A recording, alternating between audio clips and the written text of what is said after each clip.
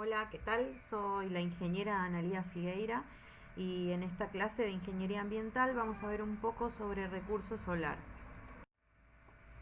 ¿Qué es el Sol?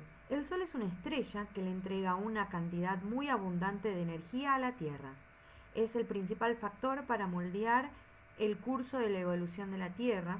Las características del ambiente terrestre dependen muy fuertemente de las emisiones de la radiación solar y se encuentra situado a 150 millones de kilómetros de la Tierra y su masa es 330.000 veces superior a ella. Para ser un poco más gráficos, es como si estuviera a 15 metros de distancia de separación una pelota de básquet de 11 centímetros aproximadamente a una cabeza de alfiler de 1 milímetro. Las características físicas del Sol es que tiene una masividad de 2 por 10 a la 30 kilogramos, 330.000 veces más grande que la Tierra. Su radio es de 650.000 kilómetros, 100 veces más que la Tierra.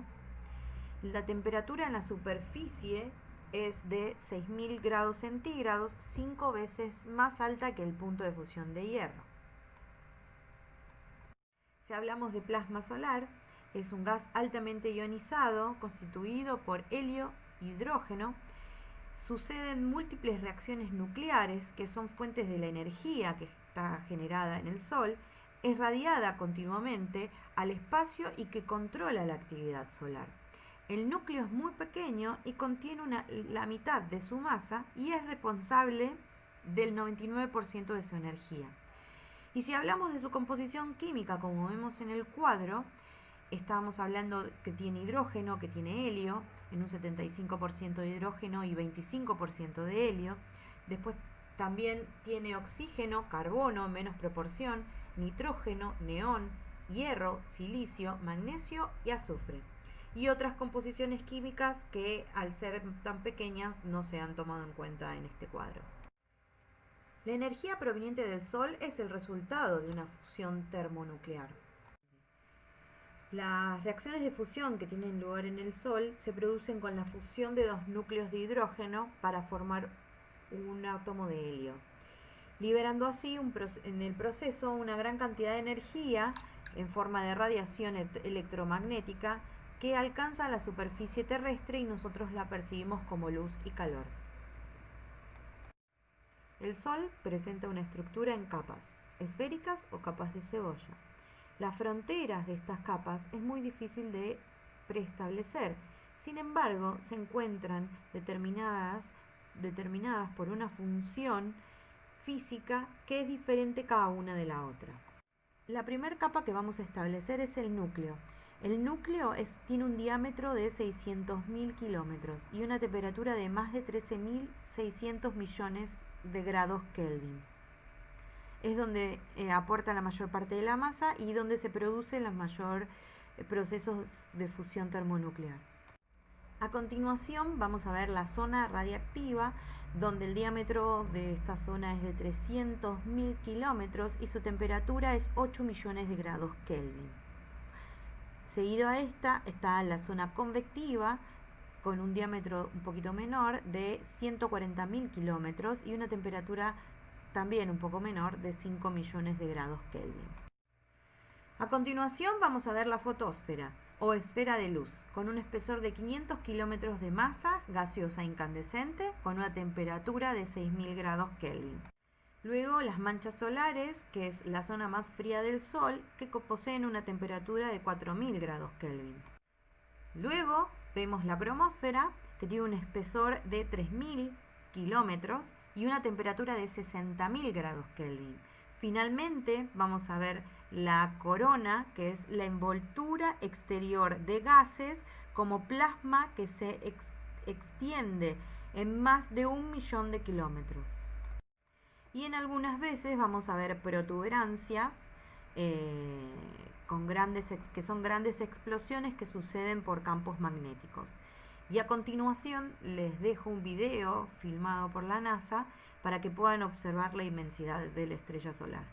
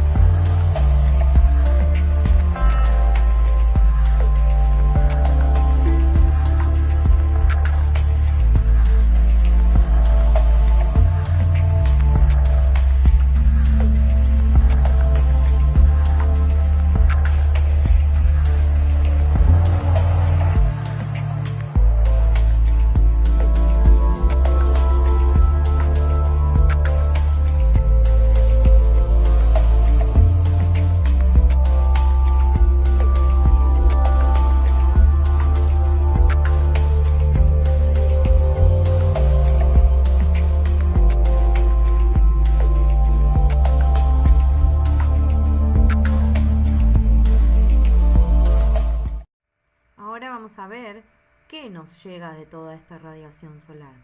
La radiación en la superficie del Sol es de 60.000 kilowatts por metro cuadrado, llegando a tope de la atmósfera terrestre solo 1 kilowatt por metro cuadrado, o sea, 1000 watts por metro cuadrado. Y a esto se lo denomina constante solar. La constante solar es una cantidad de energía recibida en forma de radiación solar por unidad de tiempo y unidad de superficie, medida en la parte externa de la atmósfera terrestre en un plano perpendicular a los rayos solares. La constante solar es de 1366 watts por metro cuadrado, con una variación de más o menos 3%, aunque de constante no tiene mucho. Tiene una variación marcada durante ciertos periodos de tiempo que dependen de la actividad solar, particularmente de las manchas solares, que estas tienen un ciclo de alrededor de 12 años. Pero para facilitar el cálculo se toma este valor como constante solar. La radiación es un fenómeno de emisión de rayos. Si hablamos de radiación solar, estamos hablando del conjunto de rayos emitidos por el Sol. Los rayos de luz son parte de esta radiación solar que nos llega a la Tierra. Esta radiación viaja desde el Sol por el espacio vacío hasta nuestra atmósfera.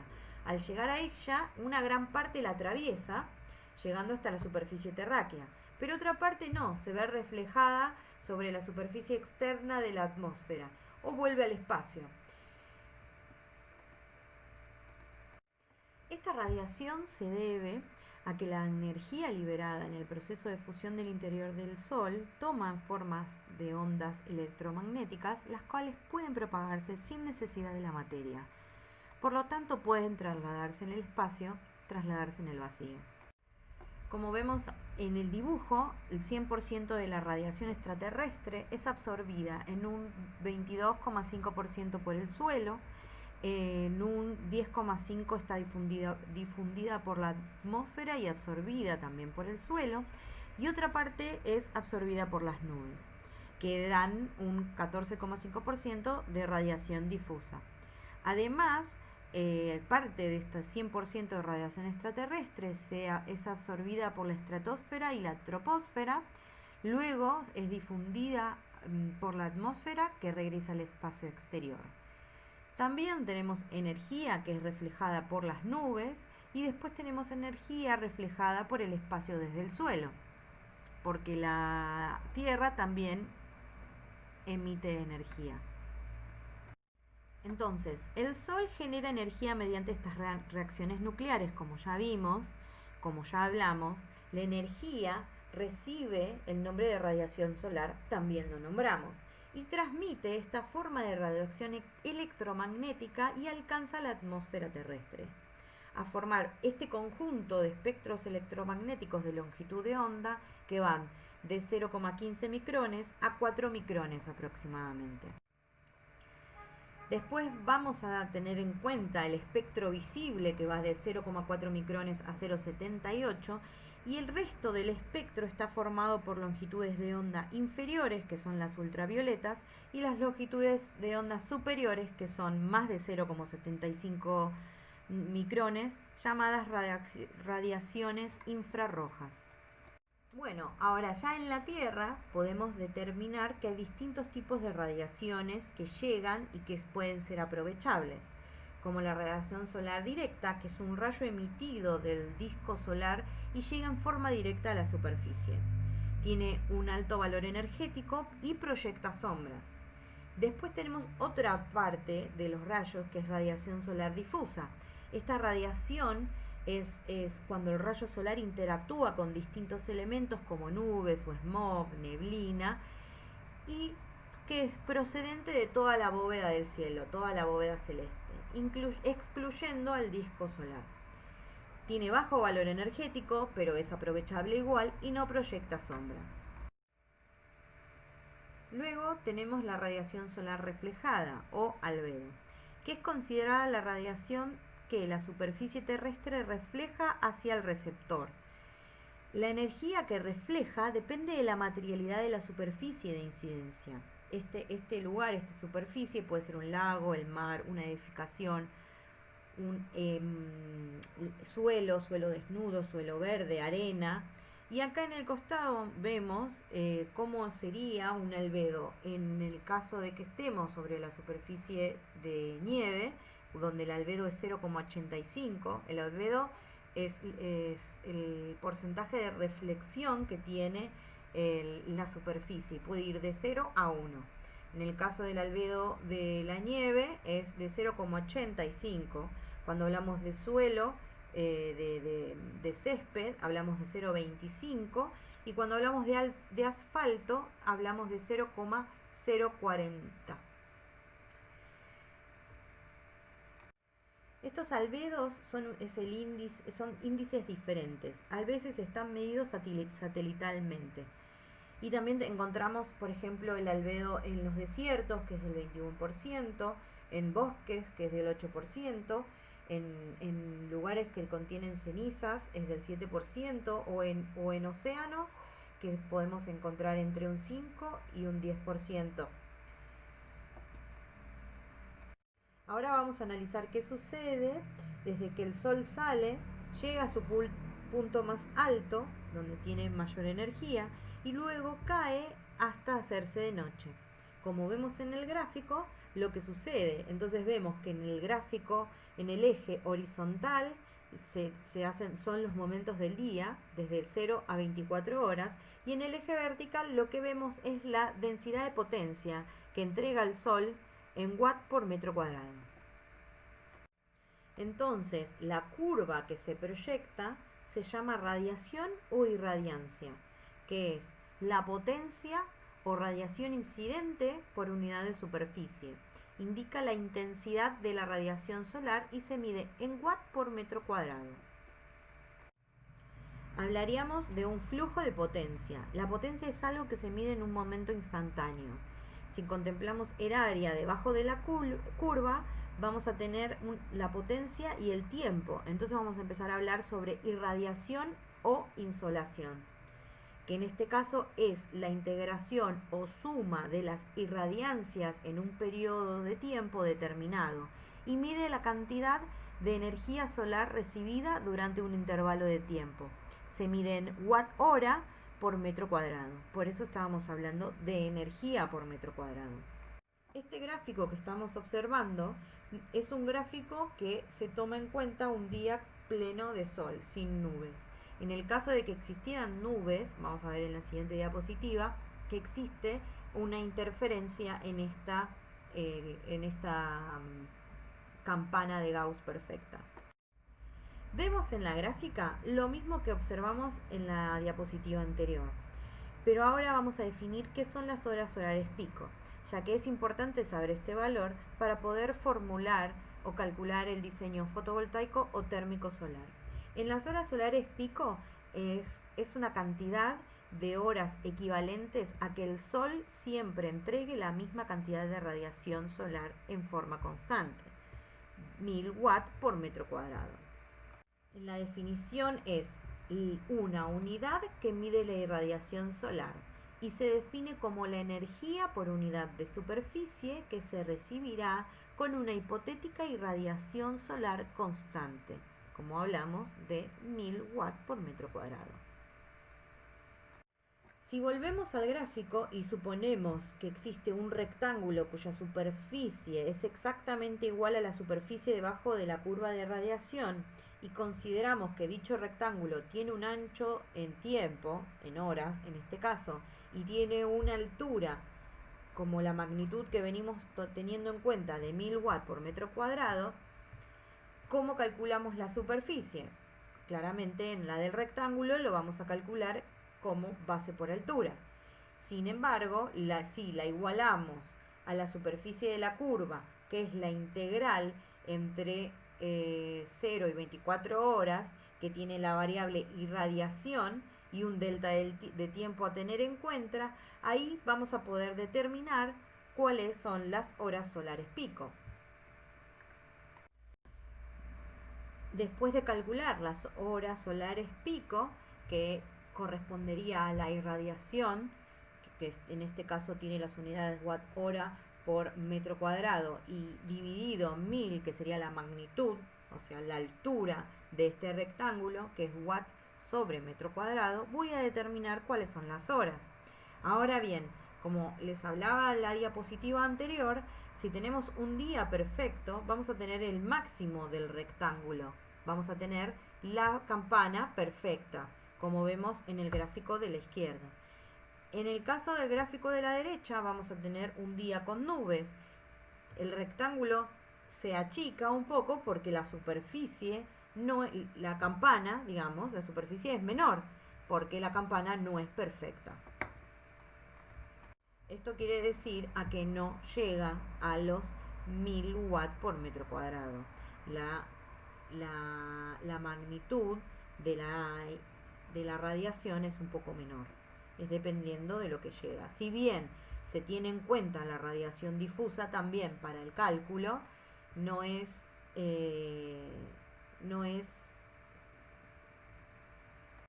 esto quiere decir que no llega a los 1000 watts por metro cuadrado.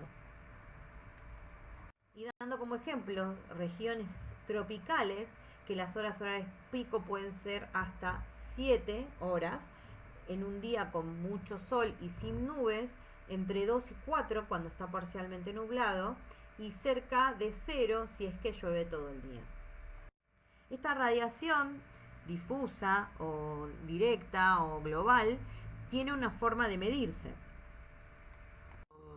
Entonces vamos a ver qué es la solarimetría, que es la encargada de las mediciones directas o una evaluación indirecta mediante distintos formatos y modelos para medir radiación.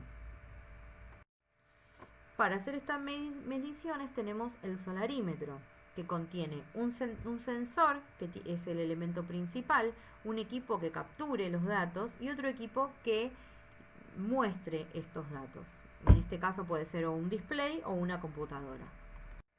Ahora vamos a analizar el tipo de sensores, que se puede clasificar en calorímetros, termomecánicos, termoeléctricos o fotoeléctricos. Por ejemplo, los piranómetros termoeléctricos, que miden radiación global difusa y funcionan,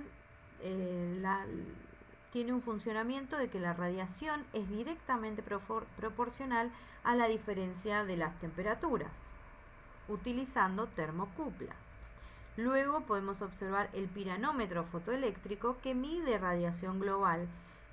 El principio de funcionamiento es que la radiación es directamente proporcional a la corriente eléctrica que genera este sensor. Son como pequeños paneles fotovoltaicos. No abarca todo el espectro radiactivo, pero son equipos de menor costo que pueden ser puestos en lugares para tomar distintas mediciones y decisiones que no requieran algo muy exacto. En cambio, los piranómetros termoeléctricos son muy exactos y tienen marcas, por ejemplo, la EPLI de Estados Unidos o la Kipzone de Holanda. También podemos hablar del pirielómetro calorimétrico, que mide radiación directa. Debe ser instalado con un seguidor solar muy preciso porque recibe un rayo solar directo por un pequeño orificio. Son instrumentos muy caros y son utilizados normalmente por los estados o por alguna asociación, que se utiliza esto como para realizar prospecciones climatológicas, por ejemplo. También existe el pirelógrafo termomecánico, que es un equipo muy antiguo que trabaja con la dilatación de los metales y grafica sobre una cinta de papel en su interior cómo es el movimiento de estos metales cuando incide la temperatura de la radiación. Y finalmente podemos hablar del heliógrafo, que registra el brillo solar, lo registra en una cinta termosensible donde analiza el brillo solar o la insolación. En este mapa vamos a ver cómo se distribuye el recurso solar mundialmente. La parte del ecuador, como se ve en las más oscuras, es donde se desarrolla la mayor radiación. Y luego se va poniendo cada vez más amarillo hacia los polos, con mucha menor radiación. Si queremos buscar datos de recurso solar en Argentina, vamos a encontrar varios formatos. Uno de ellos es el Atlas Solar, generado en Argentina por los autores Grossi Gallego y Righini, que fue desarrollado hace un largo tiempo. Ellos armaron una red de solarimetría y gracias a estos datos pudieron recopilar a lo largo del país, compilaron los mapas de cada mes de irradiación solar diaria en un plano horizontal, y esta irradiación se mide en kilowatt hora por metro cuadrado. Hay un mapa para cada mes del año. En el libro también se compilan datos de heliofanía o brillo solar. En la segunda opción existe una guía de recurso solar redactada en el 2019 que compila información sobre varias investigaciones. Toma en cuenta su primer anexo, los mapas expuestos en la diapositiva anterior, y sigue y continúa investigando y mostrando datos de todo el país separado por provincias también. Cada uno de estos datos que modifican las pérdidas por inclinación, se modifican por orientación, también agregan ábacos de asoleamiento, tablas de sombras y finalmente las temperaturas medias mensuales para varias localidades del país, ya que es un dato que se utiliza para el dimensionamiento de colectores solares térmicos. Y ahora vamos a ver cómo es la relación entre el Sol y la Tierra. Vamos a realizar cómo influye en el recurso solar esta relación, dónde estamos y cómo se modifica según la situación y latitud o longitud en donde nos ubiquemos. Bueno, la latitud mide el ángulo entre cualquier punto y el ecuador. Las líneas de latitud se llaman paralelos y son circuitos paralelos al ecuador en la superficie de la Tierra. La longitud es la distancia que existe entre un punto cualquiera y el meridiano de Greenwich, medida sobre el paralelo que pasa por dicho punto. Y tenemos dos tipos de movimiento que afectan la relación que tiene entre el Sol y la Tierra. Vamos a hablar sobre movimientos de rotación y movimientos de traslación. La Tierra rota sobre su propio eje en el sentido contrario a las agujas de reloj, para dar un giro completo de 360 grados en 24 horas, 0 minutos y 57,33 segundos. El eje de la Tierra también tiene una inclinación que se llama declinación de 23 grados 27 segundos.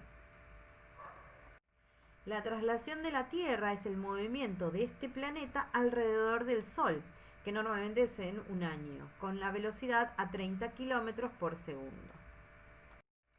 Acá vemos cómo es la rotación alrededor del Sol, cómo es la rotación, ¿no? En este gráfico vemos cómo son los ángulos de incidencia de los rayos solares en la traslación de la Tierra alrededor del Sol. En el hemisferio sur vemos que alcanza su máximo el 21 de diciembre en el verano, y su mínimo el 21 de junio en el invierno, registrándose así los solsticios. Y cuando hablamos de equinoccio, se dan el 21 de marzo y el 23 de septiembre, que constituyen así los días característicos solares anuales.